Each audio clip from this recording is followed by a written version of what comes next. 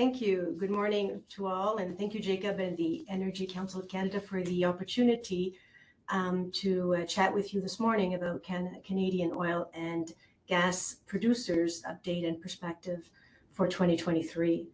In the spirit of reconciliation and for general awareness, I would like to start by acknowledging that I'm in Calgary, and I'm coming and speaking to you from the traditional territories of the people of the Treaty 7 region and the Métis Nation of Alberta, Region 3. So I'd like to acknowledge that. For the benefit of the audience, I'd like to take a minute to explain what CAP is and what does our organization do. The Canadian Association of Petroleum Producers, that Jacob was mentioning, is the voice of the Canadian oil and natural gas producers in Canada, working closely with governments to ensure that Canada is the preferred source of safe, reliable, secure, affordable, and responsibly produced energy to meet the growing needs of Canada and the world. The organization represents 42 oil and gas producers who are responsible for about 80% of all production in Canada. A few quick facts. Canada is the fourth largest oil producer country in the world, behind the United States, Saudi Arabia, and Russia. Our oil reserve is the world's third largest one, larger than Russia's. And our natural gas production is sixth in the world. With respect to investments, our upstream industry is one of the biggest private investors in Canada's economy, with almost $300 billion in capital spend since 2014. So the success and progress of the Canadian oil and natural gas industry in Canada is particularly important at this point in time, as Canada and the world are grappling with an unprecedented crisis related to energy security and climate change, and the fact that we must tackle both concurrently. The year 2022 will be remembered for its global energy disruption. The energy crisis in Europe, with shortages in natural gas and oil, is very far from over and continues to pose geopolitical and economic threats. And it's not just Europe. The global energy crisis requires global perspective. It's an exceptional opportunity for Canada to help stabilize energy security without compromising net global emission reduction. With its relatively small population, but with a third of largest oil reserves on the planet, along with some of the most prolific and economic gas fields in the world, Canada has a potential to take market share from Russia and become the preferred global supplier of responsibly produced energy for decades to come. Currently, global demand for energy is at pre-pandemic levels and growing. The world needs more of all forms of energy, particularly as nations look to replace energy provided by less secure regimes with supplies from safe and trusted producers. And that's the opportunity for Canada. Domestically, we're currently producing 5 million barrels a day of crude oil and 18 billion cubic feet per day of natural gas. And while we're reaching record high production at a timely moment, egress continues to be a challenge for Canadian oil and gas industry. That said, in 2022, we saw increased transportation capacity with the Enbridge Line 3 pipeline expansion in operation.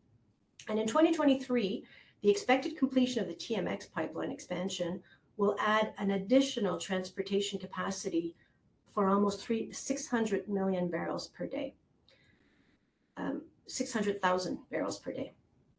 This represents a significant potential production and export growth for Canada, as global oil demand is expected to reach over 100 million barrels a day in 2023, which will be a record level.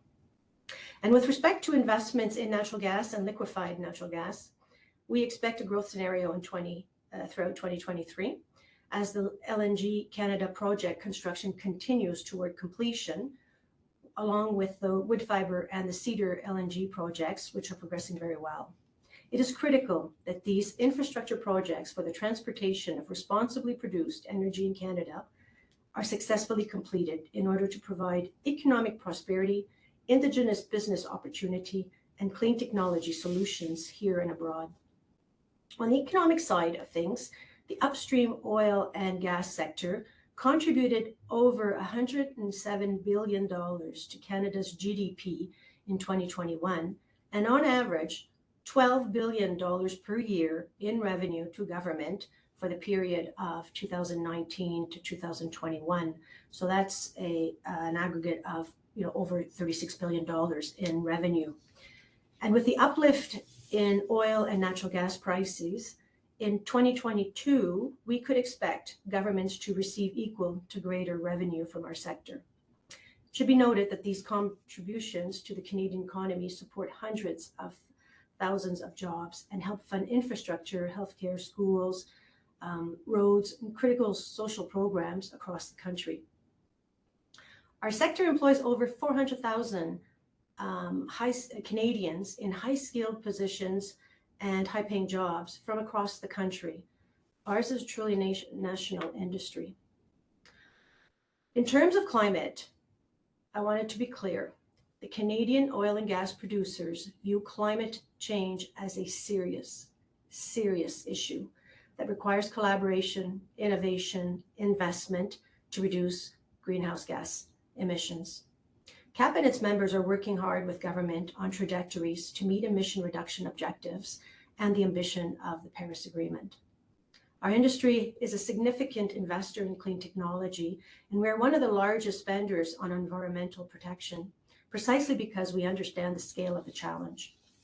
Our industry has been focusing on decarbonization of its processes for years, and Canadian producers have been an important part of Canada's global leadership in emission reduction, innovation, and technologies.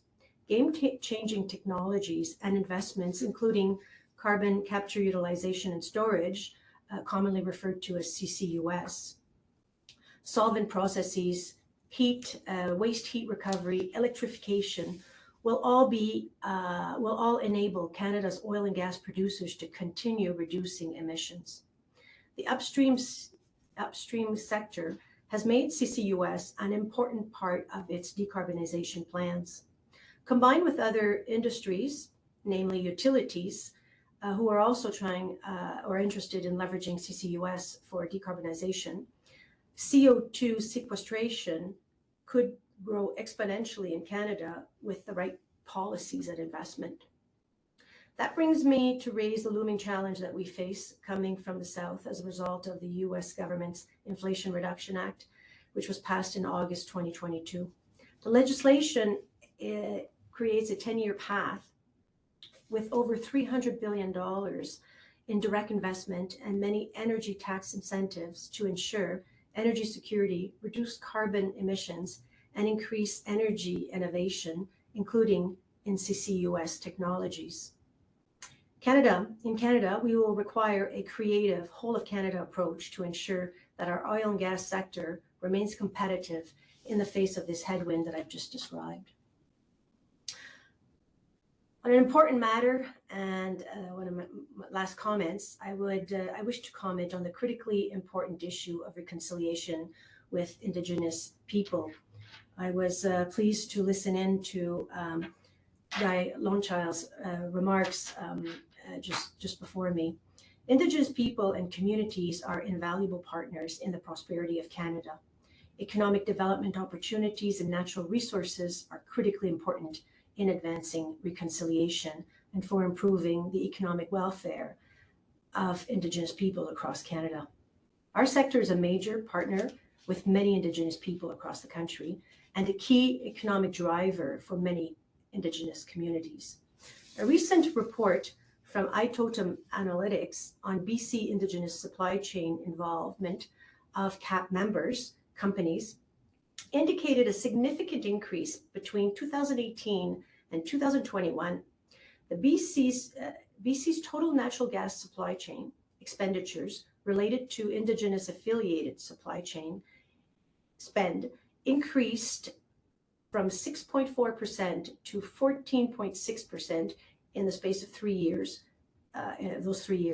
which represents $750 million in related expenditure for that period, and equals or represents a 147% increase in dollars spent. And the trend is continuing. And this is just BC related data. The trend is also happening in our sector in other jurisdictions.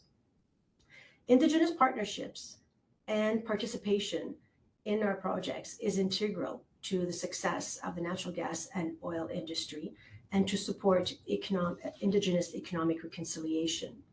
We are at a moment in Canada where Indigenous people are taking their seat at the table as owners of major projects.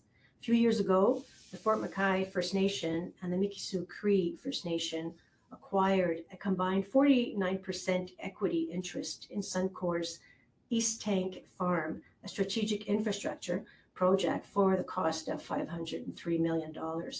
This project provides both communities with stable, predictable, and long-term funding to enable future growth.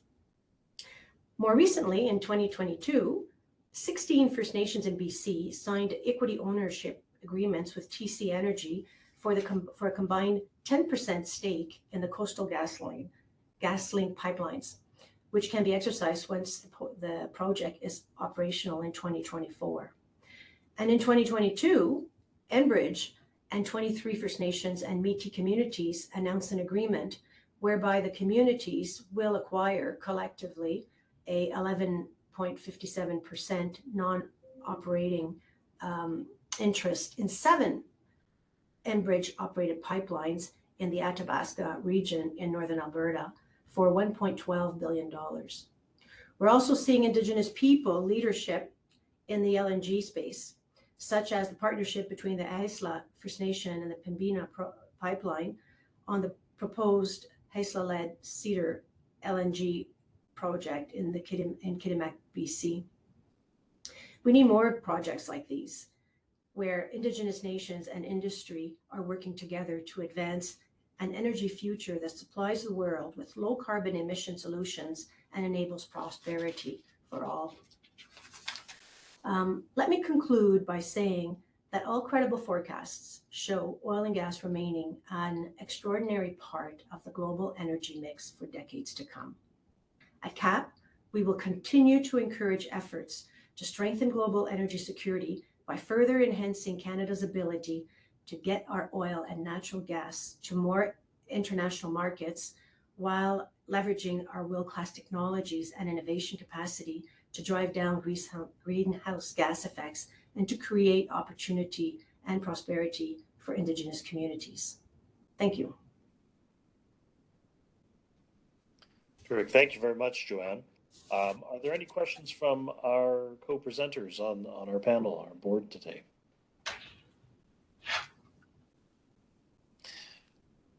I did receive one question in writing from the audience about recent developments, Treaty 8, Blueberry First Nations in British Columbia. Do you have any updates or comments to provide on that?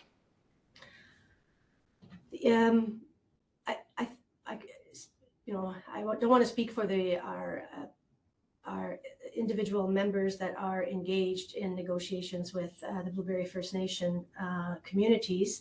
Let them speak for themselves. But overall, the industry was pleased to see resolution and advancement on the situation that was occurring in that area.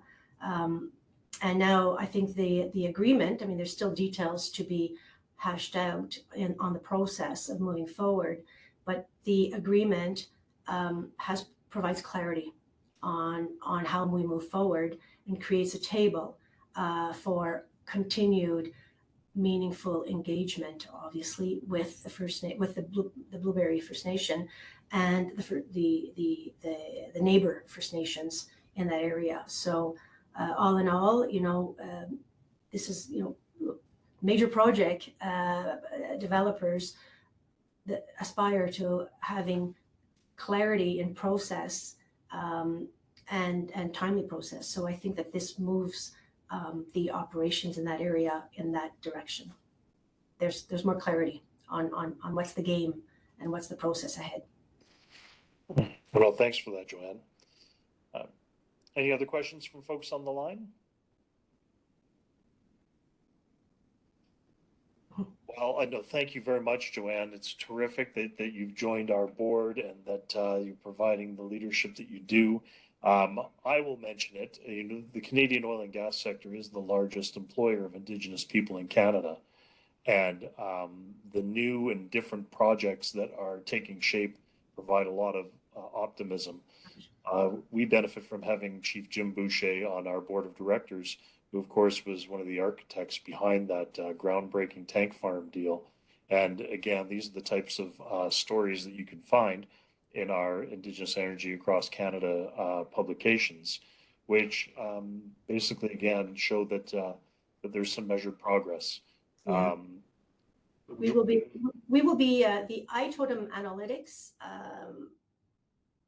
report that we did for BC will be expanding that research to other jurisdictions. So I'll be happy to report back to the Canadian Council, Energy Council, on advancement in that space, as well as advancement in equity ownership of major projects. So I'm looking forward to pursuing the discussion with all of you.